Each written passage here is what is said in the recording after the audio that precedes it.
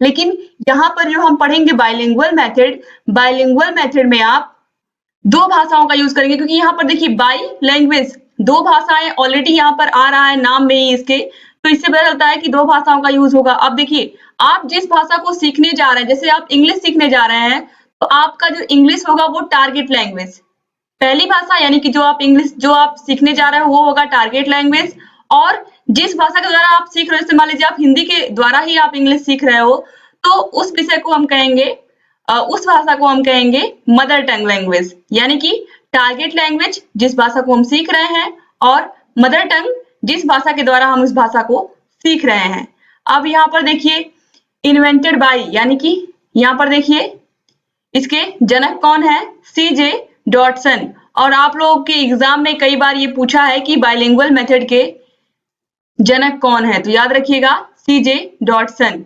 अब इसकी यूनिट क्या होती है, इसकी यूनिट होती है सेंटेंस। दोस्तों आप लोग का कोई भी एग्जाम हो, चाहे आपका यूपी टेट हो, सी टेट हो, सुपर टेट हो, इसके अलावा आप लोगों के डीएलएड एग्जाम्स हो, चाहे वो सेकेंड सेमेस्टर हो, फोर्थ सेमेस्टर हो, सभी में ये क्वेश्चंस आते ही हैं। तो इसको आप लोग इस जो भी पूरा चैप्टर हम पढ़ा रहे हैं मेथड्स ऑफ टीचिंग, इसको ध्यान से पढ़िएगा।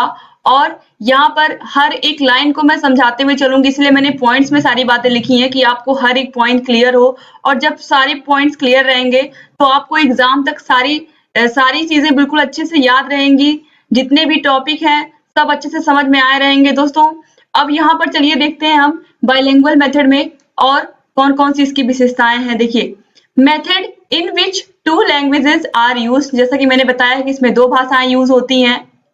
एक होता है टारगेट लैंग्वेज जिसको हम सीख रहे हैं, और दूसरा होता है मदर टंग जिसके द्वारा हम इस भाषा को सीखते हैं। इसके बाद है combination of direct method and grammar translation method. दोस्तों ये जो बाइलिंगुअल मेथड होता है ये डायरेक्ट मेथड और ग्रामर ट्रांसलेशन मेथड दोनों का मिश्रण होता है। तो आपने अभी डायरेक्ट मेथड पढ़ा है और ग्रामर ट्रांसलेशन मेथड इस मेथड के बाद मैं पढ़ाऊंगी, बाइलिंगुअल मेथड के बाद। तो यहाँ पर ये आप जानिए कि ये इन दोनों का मिश्रण होता है। अब इसके बाद है used by only teachers not by students, यानी कि ये जो भाषा है जो टीचर बच्चों को सिखाते हैं ये केवल टीचर के द्वारा ही यूज की जाती है, बच्चों के द्वारा नहीं। इसके बाद है word to word translation not done, यानी कि जैसे टीचर मान लीजिए पढ़ा रहे हैं, there was a thirsty crow, तो वहां पर हर एक वर्ड का मीनिंग नहीं बताएंगे। देयर का मीनिंग, वॉज का मीनिंग, अ का मीनिंग, थर्स्टी का मीनिंग, क्रो का मीनिंग, उसमें से 1-2 का बता देंगे। मान लीजिए थर्स्टी का बता दिए, क्रो का बता दिए। तो इस तरीके से केवल कुछ वर्ड्स की मीनिंग बताएंगे टीचर, लगातार सभी वर्ड्स की मीनिंग नहीं बताएंगे। अब इसके बाद देखिए mother tongue is used to clear the meaning, यानी कि अगर आपको मीनिंग नहीं क्लियर हो रहा है तो कुछ जो कठिन वर्ड हैं उनकी मीनिंग बताने के लिए मदर टंग का यूज होगा। जैसे कि आप को टीचर इंग्लिश पढ़ा रहे हैं आपको, तो आपको वो जो कठिन वर्ड हैं उनका हिंदी में ट्रांसलेट करके वो मीनिंग उसका क्लियर करेंगे। अब इसके बाद है rules of grammar are not taught separately, यानी कि जो ग्रामर के रूल हैं जैसे कि नाउन, प्रोनाउन, इसमें से मान लीजिए कोई सेंटेंस में नाउन कौन है, प्रोनाउन कौन है, एडजेक्टिव एडवर्ब क्या है, प्रीपोजिशन कहाँ यूज हुआ है, इसके बारे में अलग से नियम नहीं बताते हैं टीचर। जब आपको पढ़ाते हैं लेसन को उसी में ये सब चीजें वो बताते हुए चलते हैं, यानी कि ग्रामर के रूल्स को सेपरेटली अलग से नहीं बताया जाता, यानी कि ग्रामर विषय अलग नहीं होता है। जो टीचर इंग्लिश पढ़ा रहे हैं उसी में वो ग्रामर के रूल्स भी साथ साथ बताते हुए चलते हैं बाइलिंगुअल मेथड में। इसके बाद है इसमें देखिए 3 चीजें अत्यंत महत्वपूर्ण होती हैं, प्रेजेंटेशन, प्रैक्टिस और प्रोडक्ट। तो इन पर विशेष रूप से ध्यान रहता है। प्रेजेंटेशन का मतलब आप सभी लोग को पता है, प्रस्तुतिकरण। प्रैक्टिस का मतलब होता है अभ्यास पे ध्यान दिया जाता है, और प्रोडक्ट का मतलब उसका क्या उत्पाद निकल करके आता है, क्या बच्चे सीखते हैं। अब यहाँ पर देखिए जो बाइलिंगुअल मेथड होता है इसमें क्या क्या इसकी अच्छाइयां हैं, क्या क्या इसकी मेरिट्स हैं, क्योंकि एग्जाम में मेरिट्स और डीमेरिट्स ज्यादा पूछता है, तो इसलिए आप लोग मेरिट्स और डीमेरिट्स को अच्छे से पढ़िएगा। देखिए time, labour saved, accurate, less costly, यानी कि इसमें जो होता है समय का बचत होता है बाइलिंगुअल मेथड में, और लेबर की भी बचत होती है, यानी कि समय की भी बचत होती है और लेबर की भी बचत होती है, और एक्यूरेट, लेस कॉस्टली, बिल्कुल अच्छे से समझ में आता है और ये ज्यादा कॉस्टली भी नहीं होता। डायरेक्ट मेथड में आप सभी लोग को पता है टीचर जो भी टॉपिक पढ़ाते हैं उसकी एक्टिविटी कराते हैं और जो चीज पढ़ाएंगे उसका उनके पास उसका प्रतिबिंब होना चाहिए, उसकी कोई आकृति होनी चाहिए, जो भी टॉपिक वो पढ़ाएंगे उसके विषय के बारे में। तो कहीं ना कहीं डायरेक्ट मेथड था वो खर्चीला था, लेकिन जो बाइलिंगुअल मेथड है वो लेस कॉस्टली होता है। इसमें ऐसी कोई बाध्यता नहीं है कि जो टॉपिक आप पढ़ाएंगे, जो विषय पढ़ाएंगे उसका आपको एग्जाम्पल क्लास में शो करके दिखाना है, तो ऐसा कुछ नहीं है इस मेरिट में, इस बाइलिंगुअल मेथड में। इसके बाद है audio visual aids are not compulsory, यानी कि जरूरी नहीं है कि श्रव्य और दृश्य सामग्रियों का यूज इसमें होना ही चाहिए, मतलब कंपल्सरी नहीं है। अगर ऑडियो विजुअल एड्स नहीं है, मतलब टीचिंग लर्निंग मटेरियल अगर नहीं भी है तो भी काम चल जाएगा, बहुत जरूरत नहीं है इसकी। तो अगर नहीं है तो भी कोई इसमें डिमांड नहीं है उसकी अलग से। इसके बाद है लिंग्विस्टिक हैबिट फॉर्म हियर, यानी कि यहाँ पर जो बच्चे बोलते हैं उसमें वो मिक्स कर देते हैं चीजों को, यानी कि वो बोलने की उनकी हैबिट हो जाती है। तो ये अच्छी बात है कि उनको इंग्लिश विषय को वो यूज करने लगते हैं हैबिट में।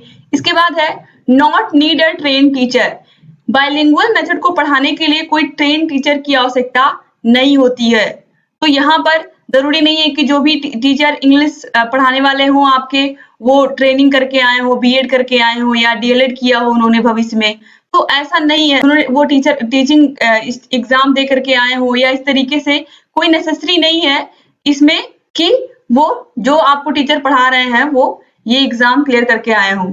इसके बाद है स्ट्रेस ऑन स्पीच प्रैक्टिस। तो यहाँ पर दोस्तों देखिए, जितना प्रैक्टिस किया जाएगा, जितना अधिक से अधिक प्रैक्टिस किया जाएगा उसका उतना ही अच्छा प्रोडक्ट निकल करके आएगा, यानी कि उतने अच्छे से इंग्लिश बोलना बच्चे सीखेंगे। तो यहाँ पर भी स्पीकिंग पर और लिसनिंग पर ज्यादा ध्यान दिया जाता है बाइलिंगुअल मेथड में भी। अब यहाँ पर देखिए इसके क्या डीमेरिट्स हैं। डीमेरिट्स देखिए, जो डीमेरिट्स हैं बाइलिंगुअल मेथड की, उसमें जो आपने डायरेक्ट मेथड में पढ़ा था रीडिंग राइटिंग प्रैक्टिस को इग्नोर किया जाता है। सेम सिचुएशन यहाँ पर भी है, रीडिंग और राइटिंग प्रैक्टिस पर ध्यान नहीं दिया जाता है। लैंग्वेज मिक्स्ड हैबिट, इसका मतलब आप समझ रहे हैं कि जब हम दो भाषाओं का यूज करते हैं, हम इंग्लिश सीखते हैं हिंदी के द्वारा, तो कुछ वर्ड हमारे हैबिट में हो जाते हैं कि हम उन वर्ड्स को अपने हिंदी भाषा में यूज करने लगते हैं। हम सभी लोग ऐसा करते हैं कि हम बहुत सारे वर्ड्स को इंग्लिश यूज करते हैं, हिंदी बोलते हैं हम, लेकिन उसमें बहुत सारे इंग्लिश वर्ड्स को यूज करते हैं। तो कहीं ना कहीं जो एक भी भाषा हम सही से शुद्ध रूप से ना तो हम इंग्लिश बोल पाते हैं ना तो सही से हिंदी बोल पाते हैं। तो यहाँ पर ये चीज हो जाती है कि लैंग्वेज मिक्स हो जाती है। तो ये इसकी डीमेरिट है कि आप अगर एक भाषा बोल रहे हो तो उसको शुद्ध रूप से बोलो, अगर आप हिंदी बोल रहे हो तो हिंदी सही से बोलो, अगर आप इंग्लिश बोल रहे हो तो इंग्लिश सही से बोलो। लेकिन इसमें क्या होता है, इसको सीखते सीखते बाइलिंगुअल मेथड को हिंदी और इंग्लिश आपस में मिल जाती है। इसके बाद देखिए स्टूडेंट्स पैसिव, इसमें चूंकि टीचर ही सारी चीजें बोलता है, टीचर ही सब कुछ करता है, क्लास में पढ़ाता है, जो स्टूडेंट होते हैं वो केवल और पैसिव लिसनर्स, यानी कि वो केवल सुनते हैं।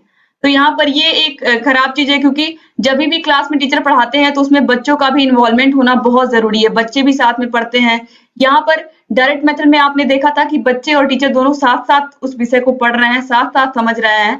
तो डायरेक्ट मेथड में ये कहीं ना कहीं अच्छाई थी, लेकिन यहाँ पर देखिए आप बाइलिंगुअल मेथड में यहाँ पर स्टूडेंट जो होते हैं वो पैसिव होते हैं, यानी कि बिल्कुल एक्टिव नहीं होते हैं, वो केवल सुनते हैं। अब यहाँ पर देखिए this is on experimental stage only, ये अभी एक्सपेरिमेंटल स्टेज पर है, अभी इसको प्रयोग में उतना नहीं लाया जा रहा है बाइलिंगुअल मेथड को। तो आपने अभी तक दो पढ़ लिए, कौन कौन से, डायरेक्ट मेथड, बाइलिंगुअल मेथड, इसके बाद है grammar translation method, doctor West method. इन सभी के विषय में भी हम अगले क्लास में पढ़ेंगे। उम्मीद करती हूँ कि आपको बाइलिंगुअल मेथड अच्छे से समझ में आया होगा। दोस्तों ऐसे ही आप लगातार वीडियोस को देखते रहिए, और ये जो बाइलिंगुअल मेथड है ये आपके सभी सेमेस्टर में तो आएगा ही काम, आपके आगे चल करके यूपीटेट सीटेट में भी प्रयोग होगा। और दोस्तों लगातार हम आपको यूपीटेट और सीटेट की भी तैयारी करवाएंगे आपके एग्जाम्स के बाद। उम्मीद करती हूँ कि आपको ये वीडियो अच्छा लगा होगा। अगर अच्छा लगा तो प्लीज वीडियो को लाइक कर दीजिए और हमारे चैनल को जरूर सब्सक्राइब कर दीजिए और घंटी के निशान को जरूर दबा दीजिए, जिससे हम जो भी नई वीडियोस बनाते हैं उसका नोटिफिकेशन आपके पास टाइम से पहुंच जाए और आप हमारी सभी वीडियो से ऐसे ही अपडेट रहें। आप दोस्तों हम लोगों ने क्लास 1 और क्लास 2 जो पढ़ाया है, अगर आपने उसको नहीं देखा है डायरेक्ट मेथड को, और सिलेबस भी आपको बताया है, तो उन दोनों का आपको लिंक इसी वीडियो के नीचे डिस्क्रिप्शन बॉक्स में हम दे देते हैं। साइड में आई बटन है, यहाँ पर भी क्लिक करके आप देख सकते हैं। उम्मीद करती हूँ कि आपको ये वीडियो अच्छा लगा होगा, और आपको कहीं भी किसी प्रकार की समस्या है इंग्लिश विषय में तो आप लोग प्लीज कमेंट बॉक्स में कमेंट करके हमें बताइए। हम आपके सभी डाउट्स को क्लियर करेंगे और लगातार आप लोग के कमेंट्स का आंसर भी देंगे। तो दोस्तों ऐसे ही हमारे चैनल से बने रहिए और लगातार वीडियोस को देखते हुए रहिए। वीडियो पूरा देखने के लिए आप सभी लोग का बहुत बहुत धन्यवाद दोस्तों। जय हिंद।